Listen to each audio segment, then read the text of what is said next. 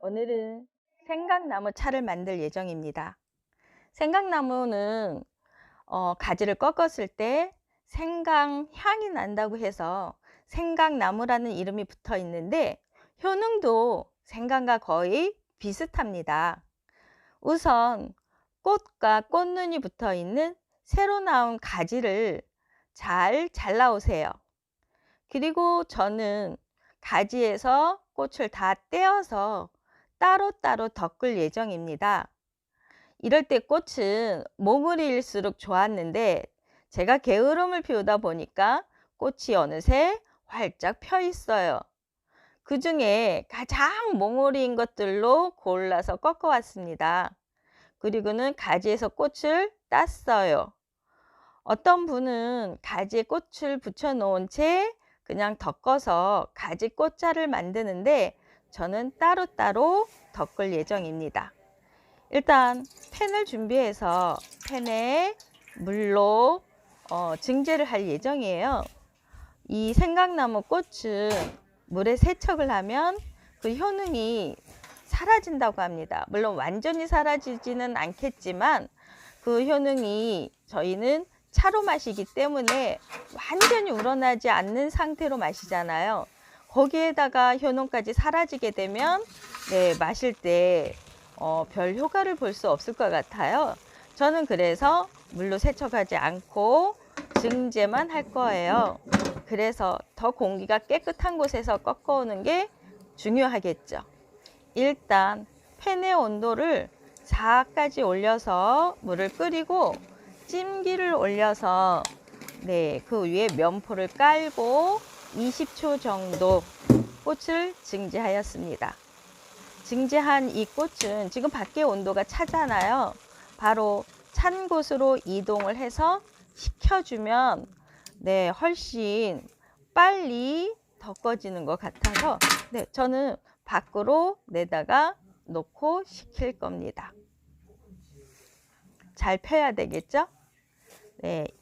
그리고서 식은 걸 확인하고 찜기 위에서 저는 덮음을 시작합니다.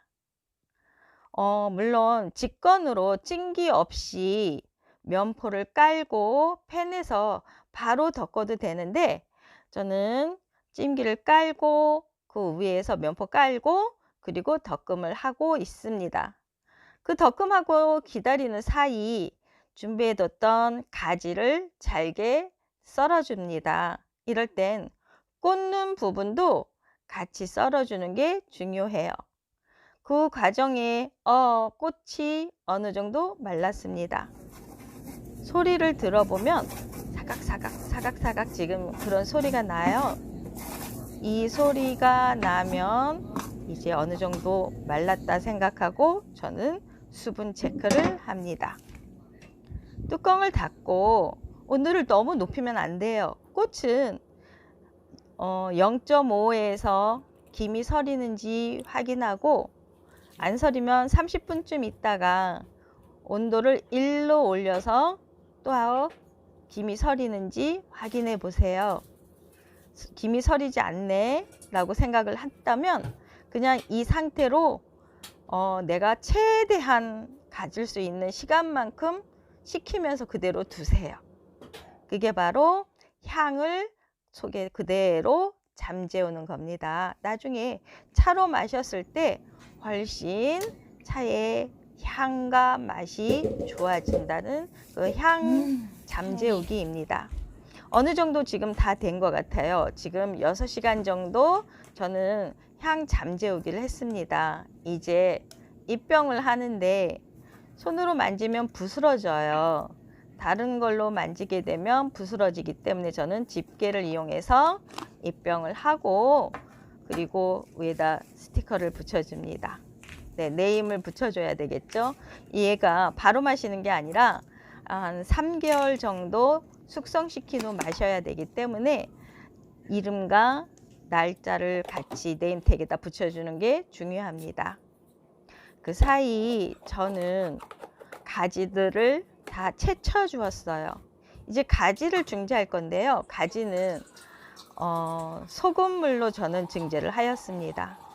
사실은 생강물로 증제를 하면 더 효과적이에요.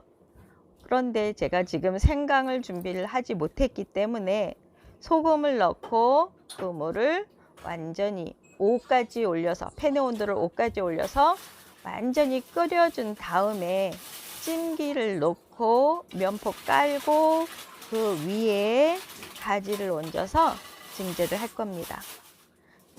이 증제하는 시간은 2분 정도로 잡았는데, 만약에 양이 많으면 3분 정도까지 증제를 해도 됩니다.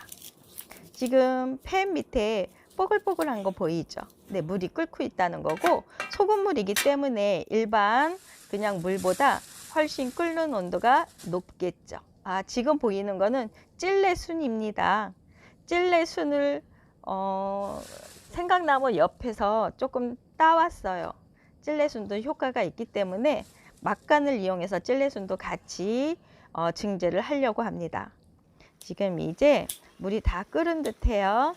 그래서 면포 깔고 그동안 썰어놨던 가지들을 올렸습니다. 이 가지로 차를 하면 그때는 이름이 생강나무가 아니라 황매목이라고 합니다. 왜 그 쓰임에 따라서 이름이 달라지는 건데요. 이 가지차로 쓰인다라고 할 적에는 황매목이라고 말을 합니다. 이 생강나무가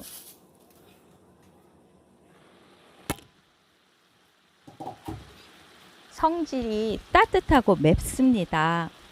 왜 매운 거는 우리 오장 중에 폐대장에 관여를 하는 거 전에 말씀드린 적이 있거든요.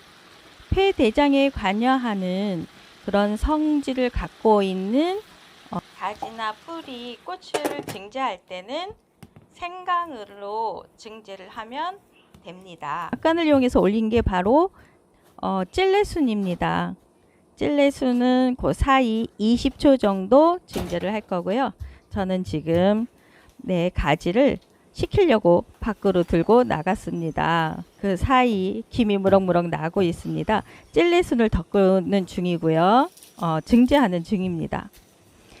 이 생강나무 가지는 신경통이나 손목 터널 증후군 또는 산후통, 냉증, 피부염 이런 거에 두루두루 효과가 있습니다. 우리 여성분들이 산후통 때문에 고생을 하시거나 어르신들 신경통 때문에 고생을 하시는 분한테는 이 차가 매우 효과적입니다. 이제 다 식었기 때문에 가지를 덕금하려고 합니다. 좀 전에 보셨듯이 온도는 팬의 온도는 2에다 맞췄습니다. 2에다 맞춰서 지금 아직 물기 있는 이 가지를 빠른 속도로 고온에서 먼저 덕금해서 식힘을 반복할 겁니다.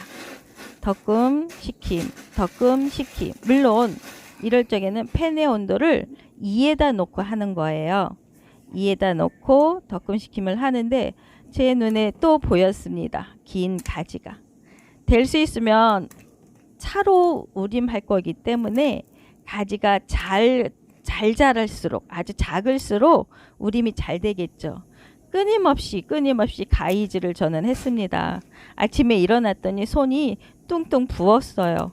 어쨌든 가지를 온도 2로 맞춰놨기 때문에 가지가 뜨거워지면 다시 식히고 식었으면 다시 가져다가 덮으면서 가지가 뜨거워지면 다시 식히고를 반복했습니다. 이제 덕금이 다 된 듯하여 수분 체크를 하려고 합니다. 수분 체크를 할 때는 온도를 1에다 놓고 저는 1시간 정도 체크를 했습니다. 아마도 덜 마른 것까지도 수분 체크하는 과정에서 다 마른 것 같아요. 이제 입병을 하였습니다. 색깔이 노란 색깔과 가지 색깔이 잘 나왔습니다. 일단 한번 우림을 했어요. 처음 우림할 때는 색깔이 이렇게 황색으로 나옵니다. 그런데 좀 더 끓였습니다. 향과 맛을 좀 더 깊게 하기 위해서 좀 더 끓이게 되면 색이 이렇게 적색으로 바뀌게 됩니다. 이럴 땐 정말 맛이 저는 너무 좋아요. 네, 이렇게 해서 한 잔 마시면 됩니다. 여기까지 유튜브 따라하기 따라쟁이 임선영이었습니다. 시청해 주셔서 감사합니다.